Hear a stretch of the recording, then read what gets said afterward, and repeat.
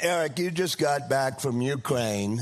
Second trip, I think. You've been on the Defense Innovation Board for years and many other things. How is artificial intelligence changing the battlefield in Ukraine? So first, I think the Crown family loss is very serious and very sorry. Today, some number of hundreds of people died. The war does not take Saturday, Sunday, Monday off. And you have a situation where you have a killing field now along a 1,000-kilometer border. Today, AI is not a major component of it. The new technology that's arriving is drones, something that you and I, when we were working with the military, looked at pretty carefully. And the Ukrainian strategy is to have what they call an army of drones to try to get advantage on the battlefield. Today, unfortunately, it's roughly even in the sense that the Russian side is heavily, heavily dug in. And when I say dug in, I mean mines, everything you could imagine what dug in means. And the military doctrine, and certainly the Russian military doctrine, is it takes 3 to 5 times as many offensive people to displace a defensive line. But what would a murmuration of drones do to that thing? Would it be like after World War I, trench warfare is no longer?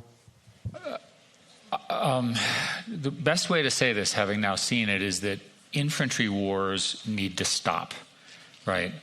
They're just, we have to get it to the point where everybody agrees that if we're going to have conflict, we need to settle it in other ways, because these things are brutal. And they're fought with weapons that are mortars and artillery that are 50 and 100 years old. So with drones, you have the ability to see the local battlefield, and with kamikaze drones, something I didn't fully understand until I went there, you have the ability to build things which are almost unstoppable as long as you can't block their communications. These are very, very fast, very, very cheap one-time drones.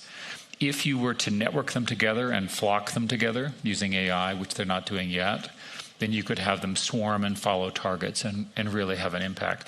I think it changes war forever.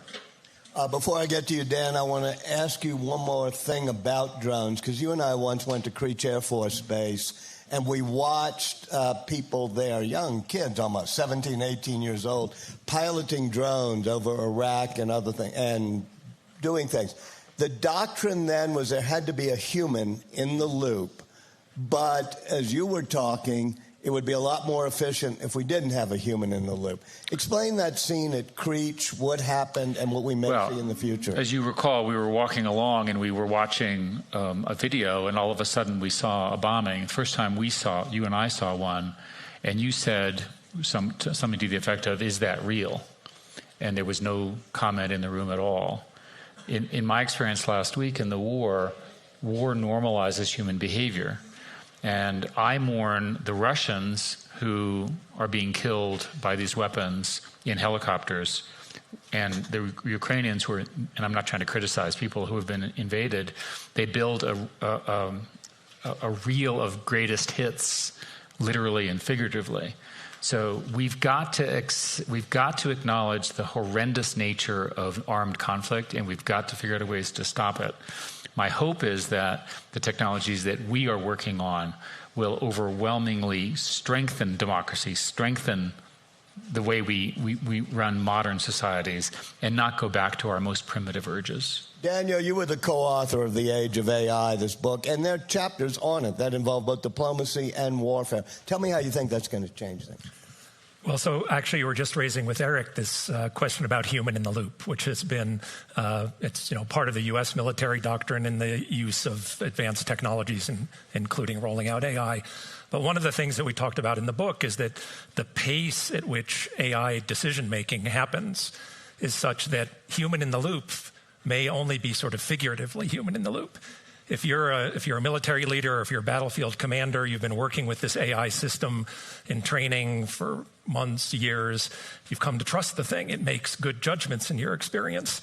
And you realize it's operating at a pace that you can't actually analyze the data yourself. You may be in the loop, but you're going to trust the thing. So I think there are a whole set of issues here, not just about the technologies as they're used, but also about how these technologies change the ways that people interact with one another and go about our daily lives. And I think the battlefield is a place where you really can see that starkly, but it's true in almost every aspect of human endeavor. And I can tell by Eric's little nod here. Well, no, what I was going to say is I think human in the loop, which we strongly agree with, yep.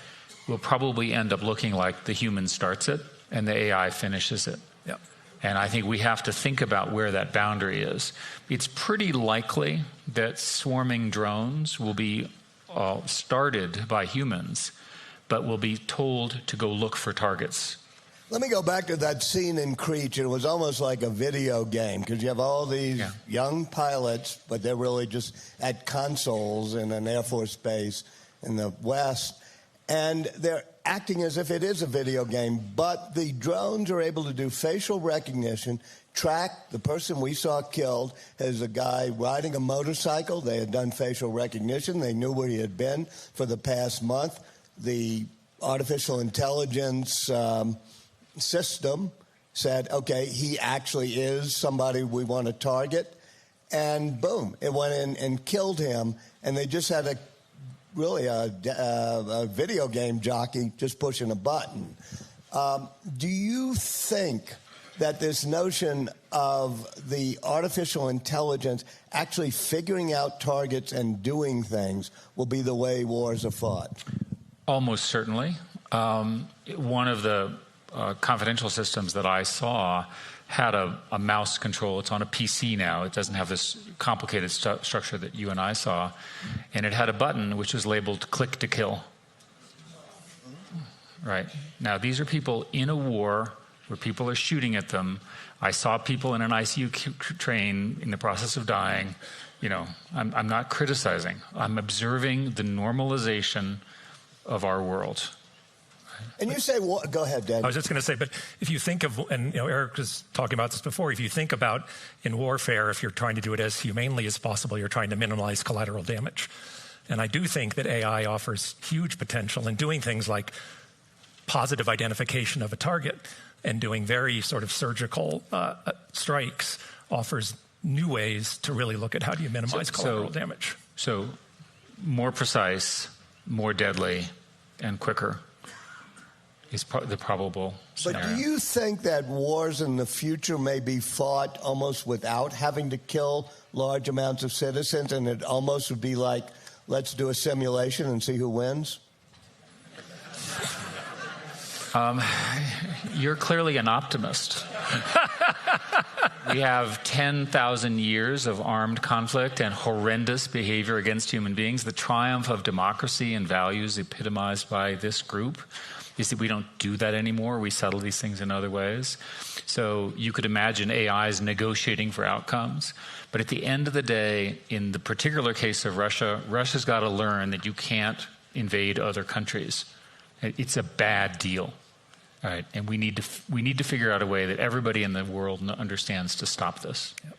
How do you think, Daniel, China is going to be able to keep up with the U.S. on AI when they, in some ways, are a little bit more constricted in the sharing of information? On the other hand, with their lack of restrictions on privacy, they sort of vacuum up huge amounts of data. Yeah, so I think one of the consequences of the sort of decoupling of China and the West, and particularly China and the United States, is that development of AI, 5-6 years ago, was sort of proceeding more or less in lockstep with the U.S. a little bit out ahead. And with this separation, the development of AI is separating.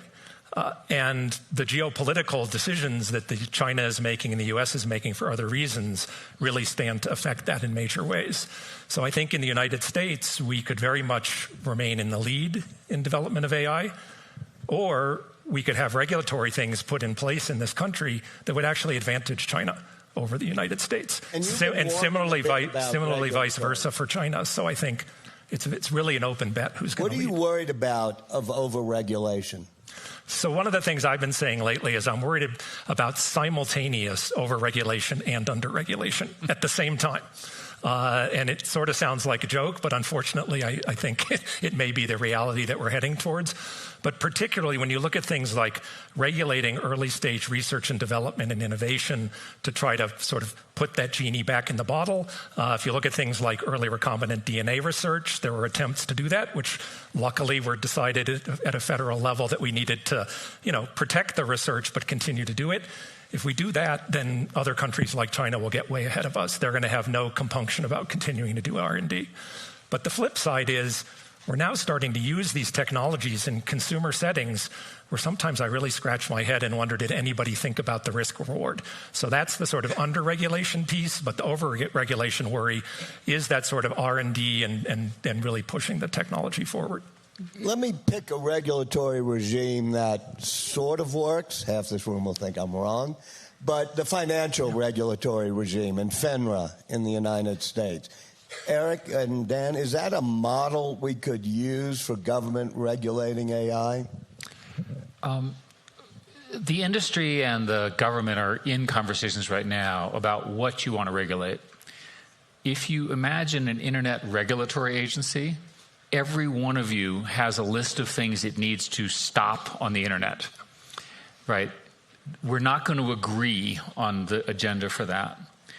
What I think we can do is come to an agreement on extreme and existential risks. These are the ones I've arbitrarily said 10,000 people or more deaths.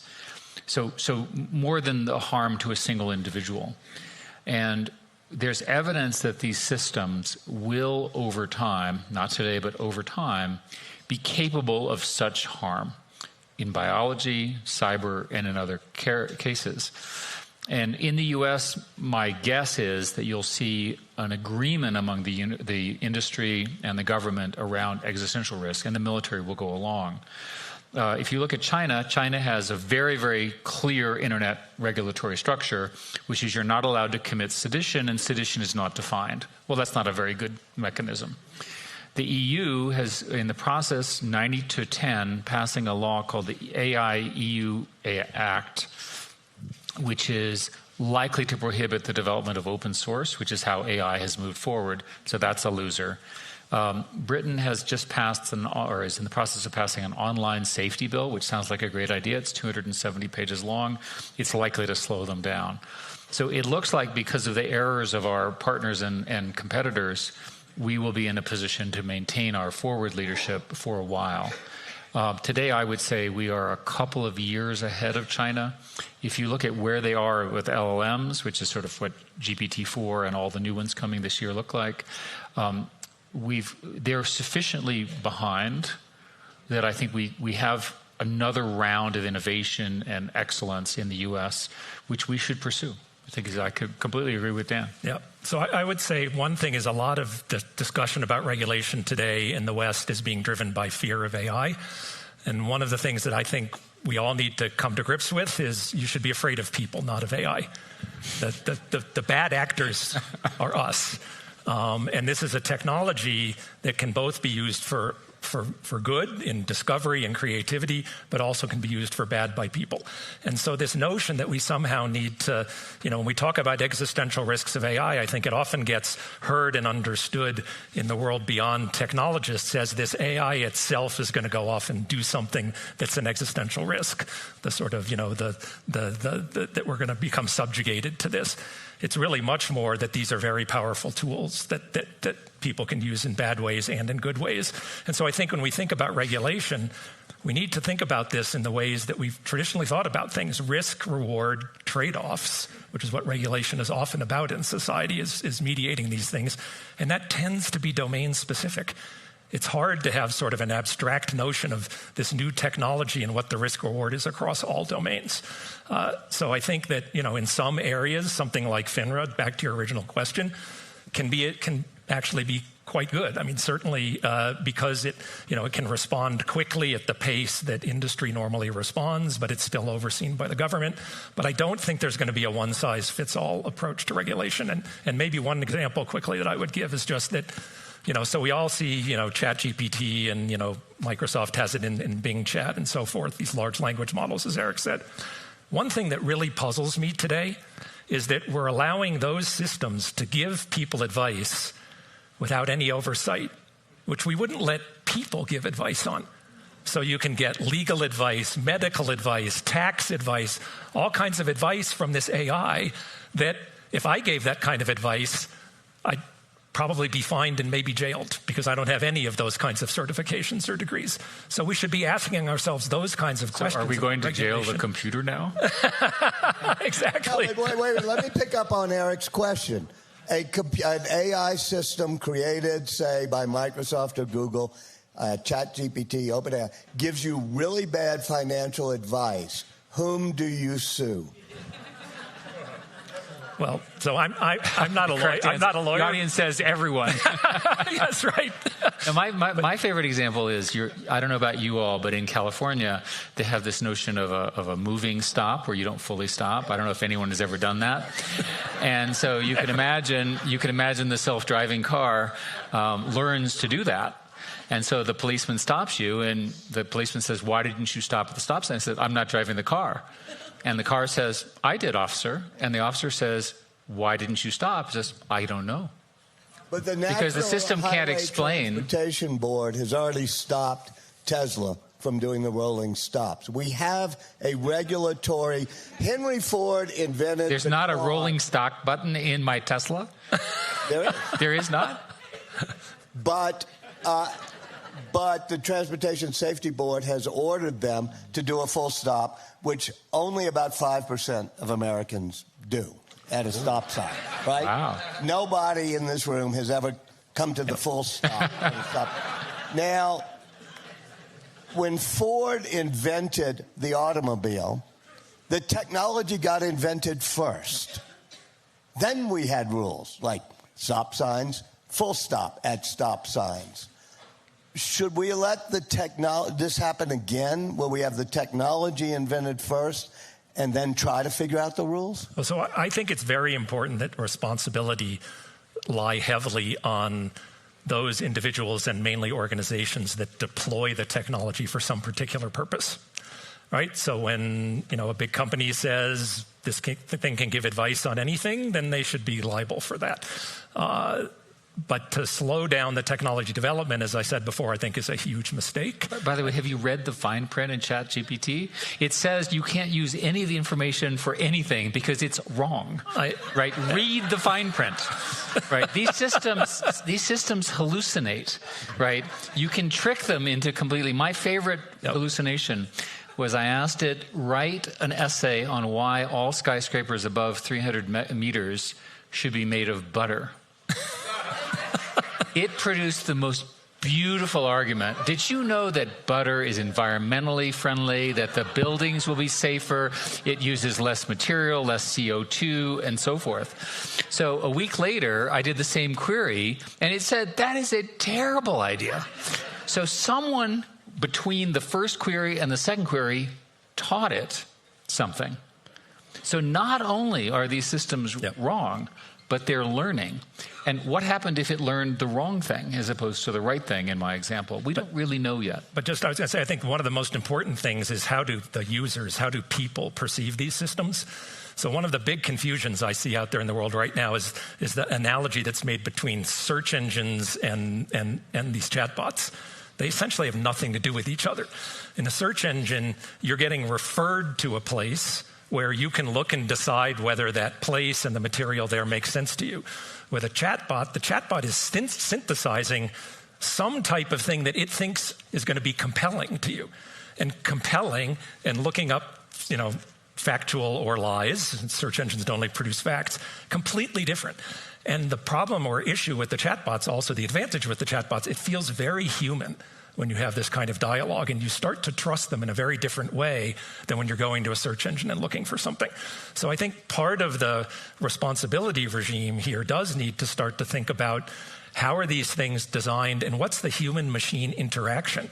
It's not purely about what does the technology do from a technologist perspective, and this is why it's so important that we start to look at these technologies in ways that are not only technologists driving it, but people who are looking at how humans really think about and use this technology, sort of the broader societal kinds of questions around the technology. We can't repeat the social media mistake of drinking the Kool-Aid. 20 years ago, we thought social media was going to make the world better and nothing could go wrong. That looks a little naive at the moment. I also think now with AI, we shouldn't now make the opposite mistake of saying the dystopian future is what's going to happen. We should regulate it heavily. Well, let me pick up on your social media question, because Bob Steele and I have talked about, and Vivian Schiller and I have been talking about here, that we made that big mistake when social media came along. At the Aspen Institute, there are often great commissions that come out. Dunn and Lugar figure out how to get rid of nuclear weapons after the fall of the Berlin Wall. There was not the right group figuring out social media. And as you said, it's not necessarily the technology's fault, it's the people's fault. But social media, I'll push back a bit, its algorithms and its architecture actually allowed greater harm for people to do in social media settings. Should we right now create some commission, some working group that will prevent us from doing with AI what we did mistakenly, as you just said, with social media? The answer from my perspective is yes, because the two are the same problem. So in 2024, we're going to have an election. Yeah. And every side, every grassroots group, and every politician will use generative AI to do harm to their opponents. And it will involve spreading misinformation. The social media companies en masse are not ready for this. They don't know where this media come from. They don't market. The generative AI systems don't mark that they were generated. This can all be done technologically. And there doesn't seem to be any political movement or any bipartisan agreement to solve this problem. So in our country, unless you have bipartisan agreement, nothing happens. Therefore, 2024 will be full of false information that anyone can generate. And I'll give you an example of this. Prigozhin, right, Wagner Group in 2016 used a couple hundred people manually to interfere with our elections. This is well established in history. And God knows what he'll do from Belarus, but assuming he'll be up to stuff, he'll try it again. Or Moscow, wherever he ends up in jail or what have you. So the same scenario can be done in the following way. There is an open source model, formerly open source model called Llama that was released unintentionally by Facebook. It's the strongest of the current mid-tier open source models. It has been now re-engineered to run on your personal computer in your basement. So if you assume that you're in your basement and you are sort of criminally insane or just a bad person, you construct an entire influence campaign using this. You generate fake identities, you generate fake writings, you generate fake cross-posting, and you do it yourself from your own home. That's the possibility today that we will face in the next year. We need to get organized around this. And what could you do? This is a very tough problem. So, and as Eric said, this is not just about the AI. These are problems that have been there with social media. In fact, I think still today, put AI aside for a moment, we trust what we see online much more than we should. And especially we trust what we see in social media more than we should. Most of us grew up in a world where print was something that was authoritative. And so we still view it that way. So AI now is this huge amplifier for the fact that you should not trust anything in print. And by the way, now you shouldn't trust any images, and you shouldn't trust any videos, and you shouldn't trust any audio either. So part of this is not just technological, it's a shift even before AI in how we understand the world around us. Let me add that and we can't agree politically what to do. But there's a really core fundamental human problem. When you're born, you're taught to trust what you see and hear. Dan and I are telling you, you can't trust anything that you see or hear, right? This disconnect, we need to be wrong. Unless you physically experience it, right? This sort of comes back to, people's crazy misconceptions about what AI is. AI has no physical experience, at least in any AIs that we know of today. It's not human, it's not alive. You need to trust your lived experience. This notion that we're able to use vast information networks from around the world to understand what's happening all over the place was even bankrupt before AI. Wait. Use your lived experience. I'm trying to figure out to take which vaccine. What's my lived experience going to help me with? Ask your friend. But read on social media. You don't know where your friend got their information from. We may, until we figure out this problem, I've gotten much more cautious about anything I believe. Look, the number one spreader of COVID misinformation was a doctor, a licensed doctor in Florida, who had a business selling supplements. And he was very, very clever in his use of social media, and he did more damage in terms of death rates in COVID than any other person I can find, because he was financially motivated to do it. He was ultimately disbarred. The fact that the social media companies knew about it and didn't act is on their moral conscience. People died as a result of this person. So the reason I'm so focused on this is that it's fun when it's, the reporter, the AI told the reporter that the AI loved him and he should leave his wife. That's entertaining.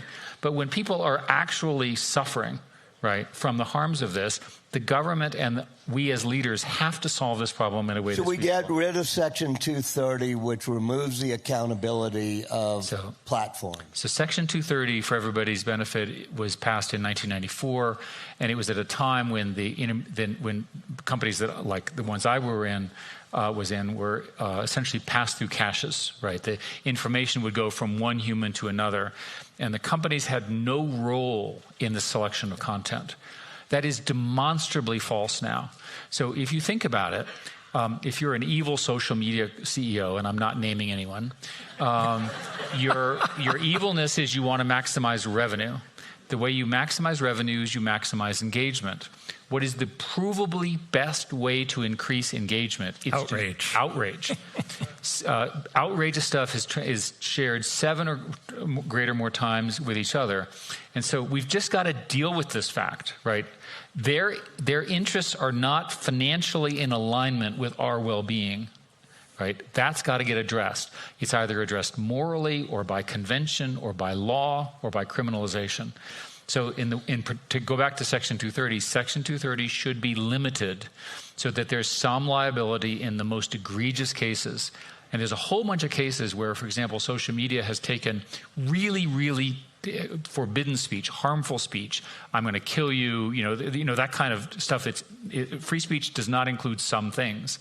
And yet they use Section 230 as an exemption, knowing that they should have suppressed it.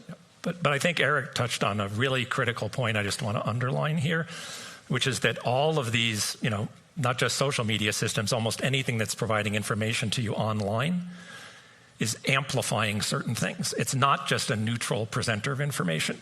It's a machine editor or a machine curator without human editing, without human curation.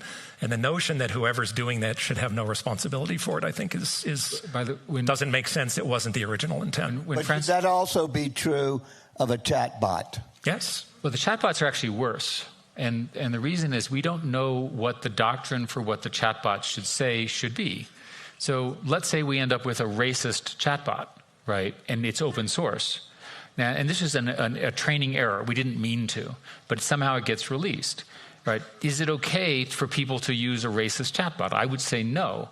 And yet, from a free speech perspective, does free speech apply to the chatbot? It applies to the humans. My position, so we're clear, is I'm in favor of human free speech, not computer free speech, right? I think it's reasonably defensible, my position. Right? I think the Constitution was written before computers existed. So I would come back on this to fear of people, not fear of AI, which is that biased AI learned its bias from biased people.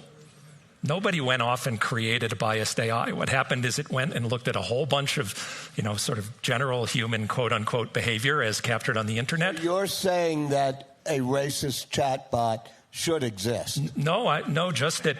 No, that's a consequence. No, I'm just saying it learned from people. I think what's happening now, people are attributing to AI the fact that it's revealing ugly truths about us as a society and as humanity. And I think the ways that we need to approach those things are to understand that this is revealing something about people. And if it's something that we can agree as a society that we want to mediate, and personally I believe, that racism and sexism and a number of other isms are things we should be trying to remove from our society, we need to approach that as a broader societal question. It's not just a question about AI. AI plays a very important amplifying role in that, and a very important role in revealing that. But the ways to address this are not just to look at the AI. Wait. I'm kind of confused here, because what you're saying is we shouldn't even try to address what AI is doing on misinformation or anything else until we tell all of society, quit being racist and being misinformed. No, what I'm saying is I don't think we can address it. Sure. So let's say up here, the three of us, we agree, maybe we can get this whole room to agree that, this particular kind of AI shouldn't say these kinds of things. There's going to be whole segments of our society that disagree with that. It's the same problem we're seeing on social media, right? When the social media companies try to regulate something, the right says it's suppressing right-wing speech, the left says it's suppressing left-wing speech.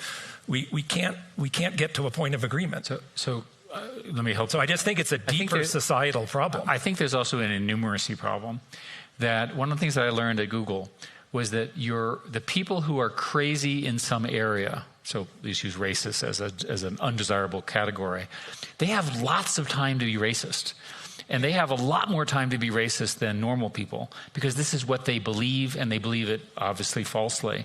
And so they flood the zone. And so what you're seeing in social media is you're seeing advocates who are flooding the zone. This is the Steve Bannon quote. Sorry to say it, his quote was, "We're going to flood the zone with shit." Right, that was his campaign strategy. Remember, look it up. Look up the quote. You'll read it. Right, and by the way, it worked. Right, so we have every evidence that many, many copies of Steve Bannon, who are obviously immoral, illegal, or what have you, are busy trying to flood the zone. The systems are not robust to that attack. That's the point. It's not that there's more racism than we thought, although maybe you and I were naive. Racism's always been there. But they're busy flooding the zone. And pick your other poison. There's so many other special interest groups. Let me give you an example. Suppose you decide that AI is better than a jury at deciding whether somebody's guilty, or is better risk to get a piece of insurance from Allstate, one of our sponsors, or to be on parole. And you decide that having humans do it will be filled with bias, and maybe you just want to take humans out of that loop. Does that make sense to you? So to me, I think this is actually a fantastic question, because I think it points to a broader framing that we have wrong, which is we're thinking about, is AI better or are humans better? And that's underlying everything. We think about AI as replacing humans. It can do things better than humans. I think what we're seeing now, and actually in some of the bail decision kinds of things, this is being shown quite clearly, is it's the combination of human decision-making and algorithmic or AI decision-making that works much better, because these each have different ways of doing things, different bias. You're bringing different ways of thinking together.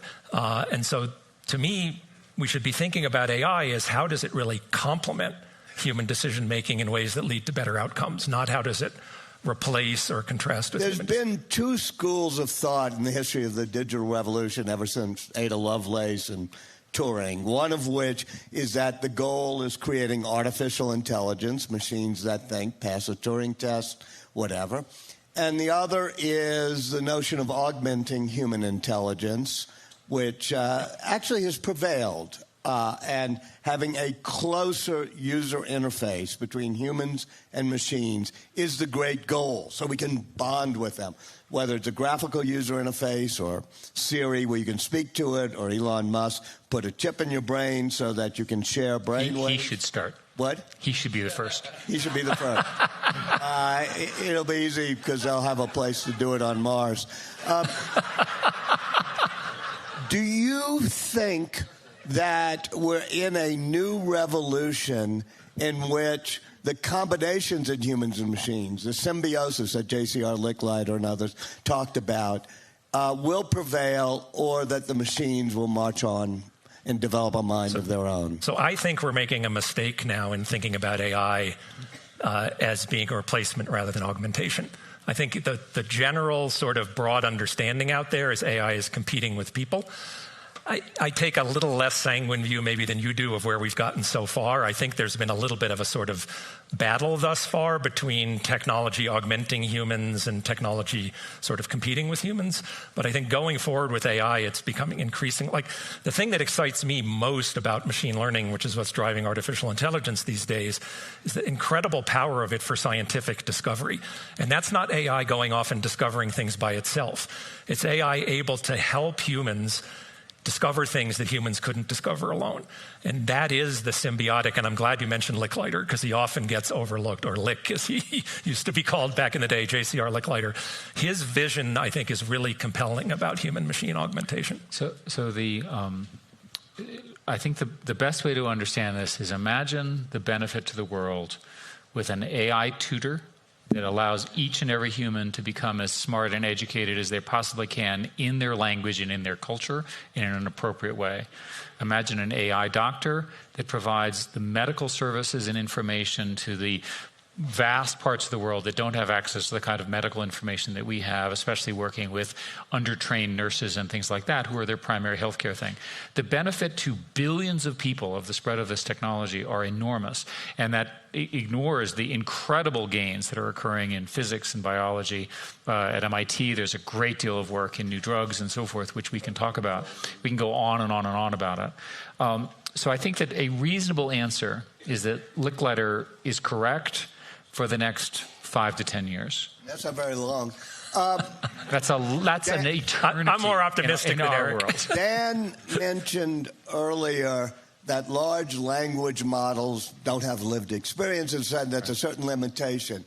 When you get to what has been called artificial general intelligence, AGI, it will be consuming data, let me say, or taking in inputs that are not just text and billions of documents, but it'll have cameras, it'll have ears, it'll have sound, it'll walk around. It will replicate all human senses and probably 10 senses we could never dream of. Do you think we will get to a day of AGI in which machines will be, I think the word you use in the book, which I don't know what it means, is sentient, where they can really... Dan wrote that sentence. I was going to blame that one on Kissinger.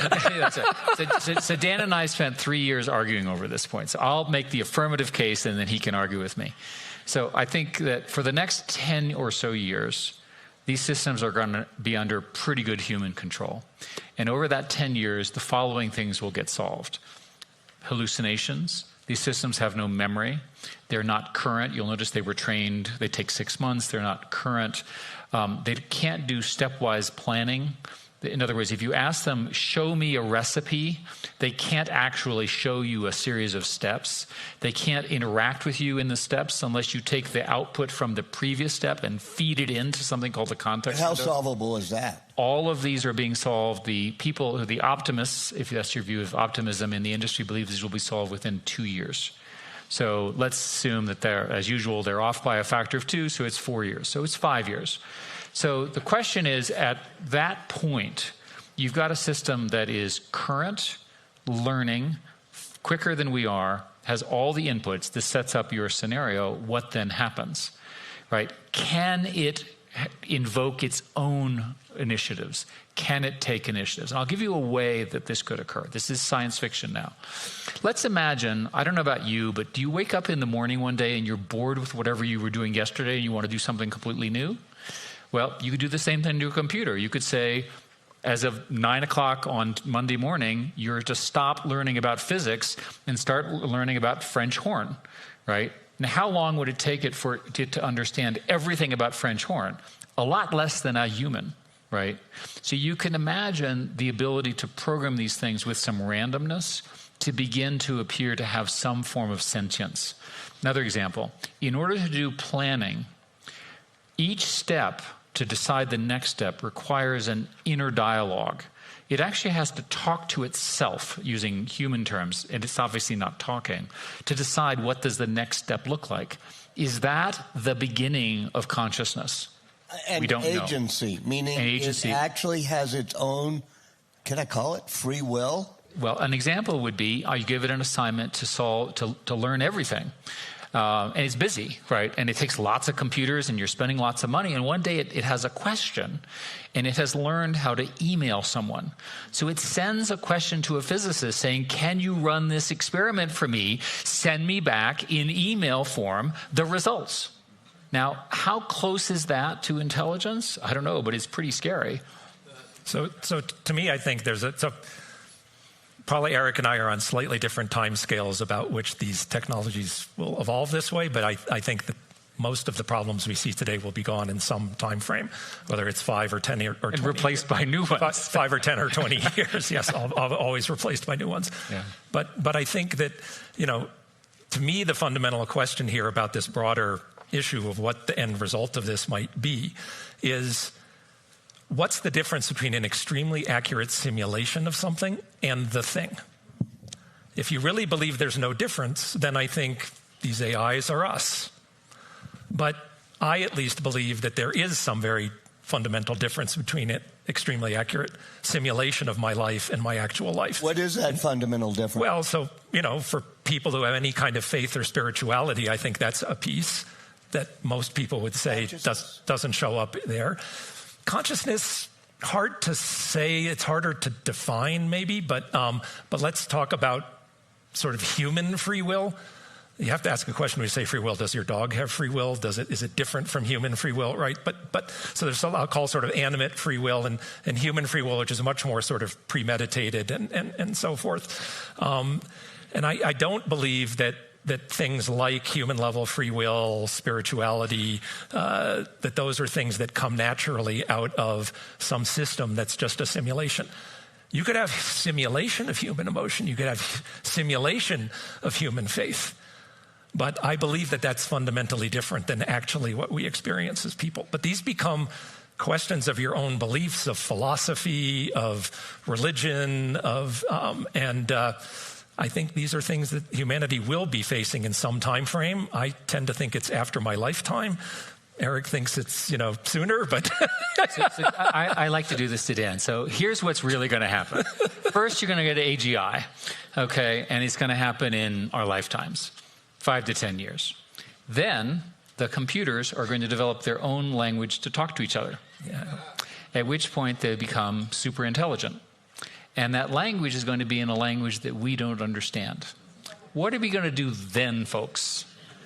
I propose disconnect unplugging them. I propose we watch 2001: A Space Odyssey, and we don't invent how. Pull the Daniel, plug. Just Eric, unplug the computer, please. We're all going to unplug for a few minutes. Thank you, Walter. Thanks for watching our YouTube channel. Follow today's top stories and breaking news by downloading the NBC News app.